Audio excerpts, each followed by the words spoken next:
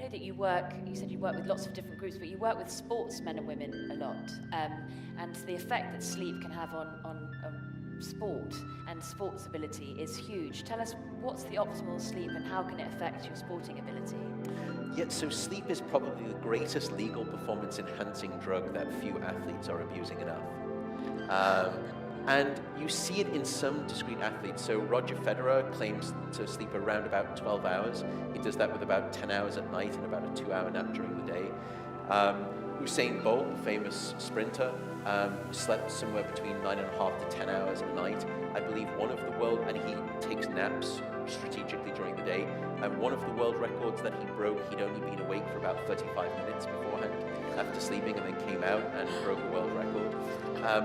They all know the power of sleep, and they use it. You know, the basketball player LeBron James sleeps 12 hours as well, along with all of these athletes.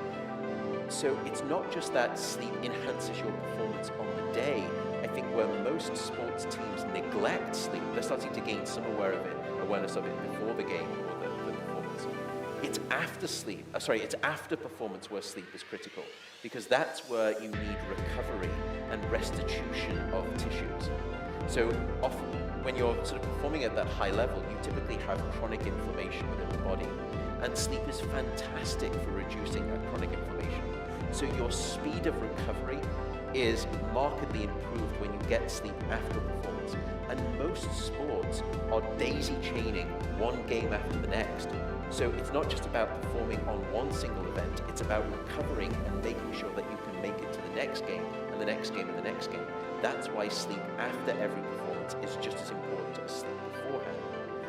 We also know that when athletes start to shortchange on their sleep, bad things happen to them. So if you're sleeping 6 hours or less as an athlete, your time to physical exhaustion is dropped by 30%. So in other words, let's say you're training for a 10K run, and then you have a bad night of sleep before the run, you're now going to get exhausted by kilometer 7 rather than kilometer 10. Next, your peak muscle strength decreases, your ability to expand or sort of exhale carbon dioxide decreases, your ability of your lungs to inhale oxygen decreases, even your body's ability to perspire effectively and cool itself while performing is also decreased when you're not getting enough sleep.